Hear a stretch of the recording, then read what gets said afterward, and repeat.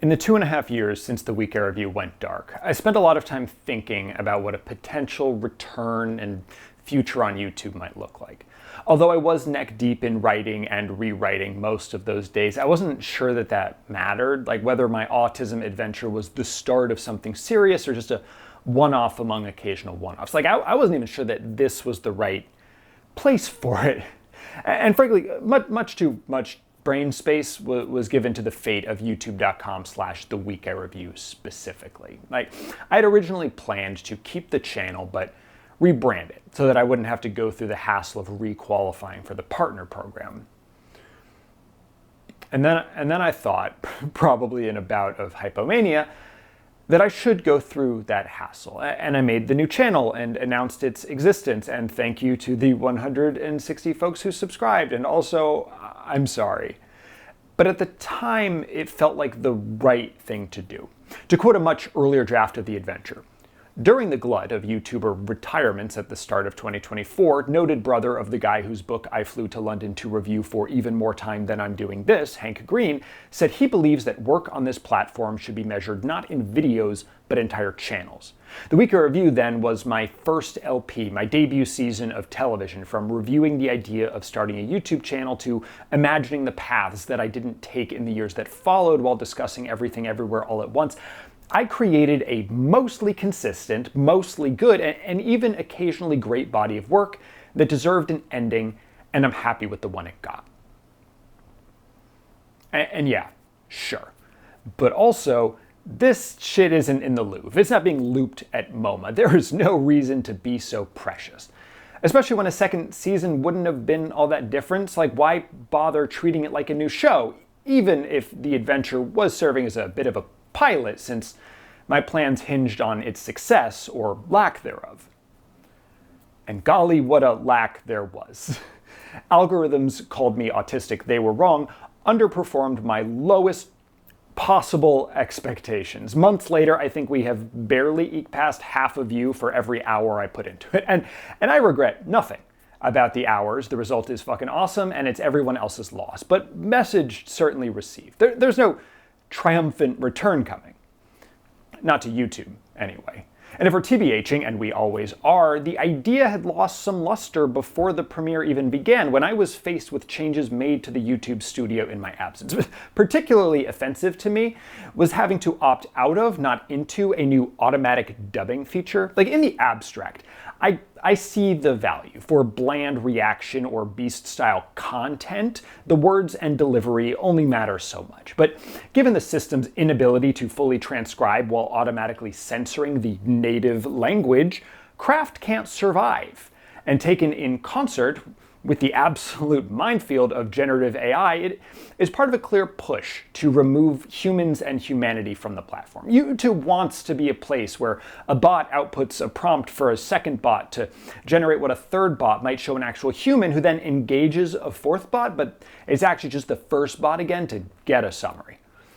And fuck all the way off with all of that. Like, that's not where I want to be, where I want to put my time and effort. So I was feeling pretty disillusioned when cowards at Disney suspended Jimmy Kimmel because he made a joke about MAGA politics that offended the head of the Federal Communications Commission. And a switch flipped in my brain. It has been very weird to watch the idea of America so publicly implode. Like, as a longtime hater, I think that the nation as an entity deserves everything that's happening. But I feel for at least some of the people, and something real is lost in the evisceration of its ideals, because America is a country of immigrants, a melting pot with virtually no culture of its own, primed to absorb whatever gets put into it. And in theory, everyone in that resulting pot can express their own culture without fear of reprisal. Freedoms of speech and expression and religion and commerce and etc. are enshrined in its founding document. Shame that the pen isn't mightier. Shame, too, that the reach of our pens now comes at the pleasure of corporations that all paid $1 million to the 2025 inauguration and have continued to kiss the ring in increasingly horrifying ways. Shame 3, that most of the services one might go to escape those corporations, ones that believe in protocols over platforms, say, suck to use. Because they point to a brighter future that looks more like the past, where Mastodon and Threads and Tumblr and WordPress all communicate over ActivityPub, or things you've never heard of use Blue Sky's protocol, though preferably those two also bridge to each other, and Nostr and whatever else, so we don't end up with the XKCD comic again. And then everyone can choose whichever provider best meets their needs. Relatedly, I no longer use Gmail. And that switch was painful. I still, more than a year later, happen upon old logins attached to Google accounts, and it is irritating every single time. But I have made sure that I won't have to suffer like that again, because I may be using the Proton application, but I'm using my own domain's address. Proton is just a client that offers a mostly solid set of services for a reasonable price, and if/when that stops being true, the next switch will barely sting. And it is deeply sad how virtually nothing else works that way, because the domain is really the closest thing that a person can have to a true digital identity that isn't tied to a government ID.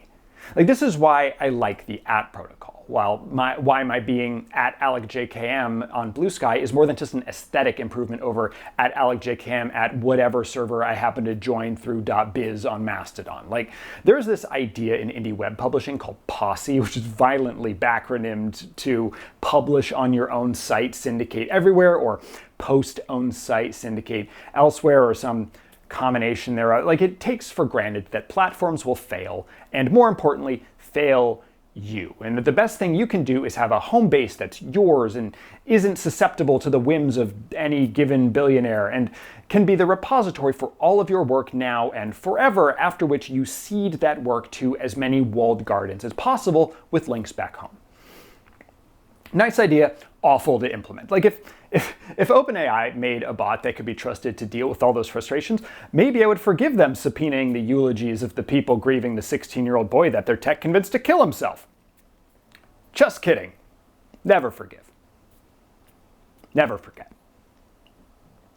But this modern era of generated slop has pushed me to more intentionally seek out long-form human writing, be they essays or books. Whatever read-it-later app I'm using in the moment immediately hits my top 3 and probably top 2 now that I've figured out how to forward all those dang newsletters I get. Because I get a lot of them, because everyone and their hot moms has one these days. Like, in the wake of, and let's be honest, midst of billionaire censorship and decimated newsrooms, Substack, Ghost, Beehive, Button-Down, Kit, etc. have all offered an alternate path for some writers to make their living. Not enough, but I'm trying to be even a little bit positive here, because there is a real good in that change, as the tools offer a unique mix of being able to meet an audience where they are, e.g. an email inbox, as well as the ability to take them along if/when a writer wants to move away, e.g. off Substack. Last year's declaration by that company's CEO that he thinks it's good that they profit from the work of literal German National Socialist type Nazis alongside all the modern day equivalents came at a time when we could still be shocked by such a thing. And it was shocking, but you can't do anything with shock. If the Nazi bar is the only bar in town, it's hard to tell people not to go. And I get that as Twitter became X, the walled off gardens and suppression of links made it very difficult to move audiences to a new bar, even as those audiences were looking for places to go. But Substack's email-based structure made it comparatively easy for writers to leave, which to me as a subscriber looked like a bunch of emails saying, hopefully this works, and then it having worked. And of course, it was harder for them. Like, I read the fear from those who were giving up the network effects that propped up the Nazis, though anecdotal evidence suggests that subscribers gained through those recommendations rarely end up paying, and oftentimes don't even open the unpaid editions, so the value of those network effects seems a little bit overstated, which is good for everyone who isn't on Substack, but isn't great for people who are, and is even less good for the company itself, which somehow raised $100 million, it must 10x, which LOL, LMAO even. I will not be using Substack for my newsletter, of course, but of course I have started one. And it features some familiar branding.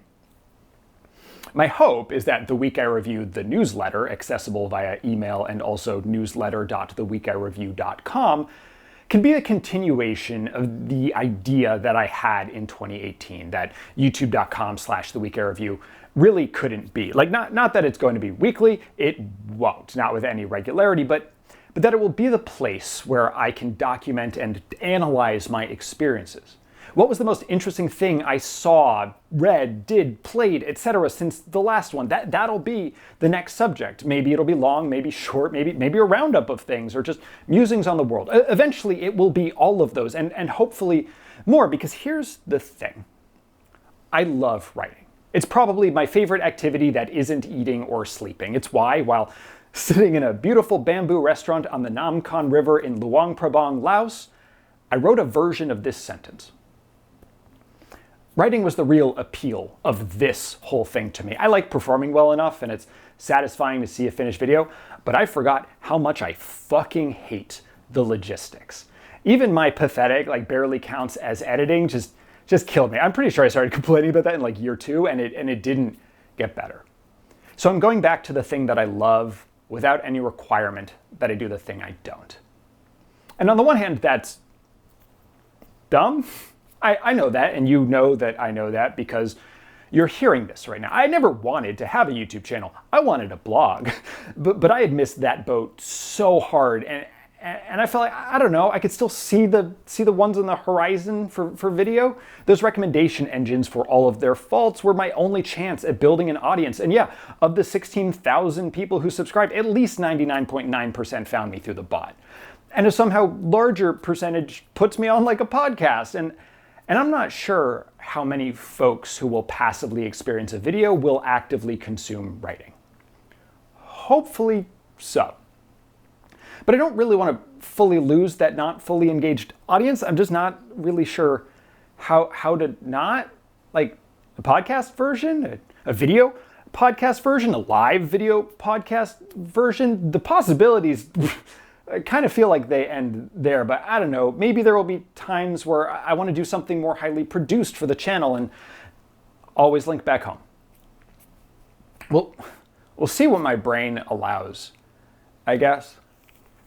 All of which is to say, I don't really plan to, quote unquote, abandon YouTube so much as deprioritize it. The way that it deprioritized me. Like, I don't want my self-selected audience's engagement to be dependent on, for example, a platform's automated classification of millions of non-children as children. I'm not going to give up on words just because a bot might suppress them. Like, the day I seriously say unalive or talk about the Yahtzees and PDF file downloaders is the day I turn off the internet for good. And I've got too much internet left to see and, for probably worse than better, contribute to. I won't bore you with the calculus it took to decide among the various newsletter offerings, though honestly that subject would probably punch well above its weight in CPM, so maybe I should, but I went with Button Down, which seems to be run by people with solid priorities and will cost me about $25 a month for the features that I want up to 5,000 members, after which it jumps up a lot, but I'm not worried about that. I've got to pay something, right, lest you or I be the product, especially since you won't have to pay for it at all unless you really, really want to. Like, in a vacuum, I believe that my work is good enough to be paid for, but I understand the frustration of paywalls much more than I understand the economics of basically anything. Without ad networks or partner programs, newsletters have no choice but to ask for money. But like, how many, the price of a cup of coffees, can you really give in a month? Like, I am drowning in recurring charges. Streamers, apps, Patrons, newsletters, charitable donations. I went through the last year of charges and found literally 80 plus rent and utilities. And many of those are pretty low, like as low as $10 a year, but some of them are quite a lot more than that. And I just added another $25 a month to run a fucking newsletter. In any case, for as long as I am gainfully employed, which is hopefully the foreseeable future, it's fine. Though I have activated Button Down's native support for pay what you want if you would like to contribute something towards the monthly cost, or like the continued cost of doing things that I can write about, I would obviously appreciate the heck out of it the way I appreciated every single one of my patrons back in the day. And if you don't believe that I appreciated them all, there's a picture of me from a few weeks ago at one of their weddings in Dublin, Ireland, at my own personal expense. And I probably won't go to your wedding at my own personal expense, but maybe. Anyways, the best thing about this change in venue for you, the subscriber, is that if you don't want to be subjected to the subjects you're not interested in, you don't have to, while ensuring that you will see everything you are interested in. Did you like it when I talked about movies, but not when I talked about music or books or whatever? Great, just subscribe to the movies and TV tag. You will hear from me less regularly, but when you do, it's far more likely to be about something you care about. And TBH, this is a feature that I wish a lot more of the newsletters that I subscribe to would implement. In any case, I'm looking forward to this, to writing critically again and tracking the experiences of my life in a way that I can look back on. I still check out the channel every so often. And it would be great if you clicked the link below and joined me there and maybe sometimes here and elsewhere on and on into the future, because it turns out that despite the quiet these past few years, the Week I Review isn't dead at all. It's just more than a YouTube channel.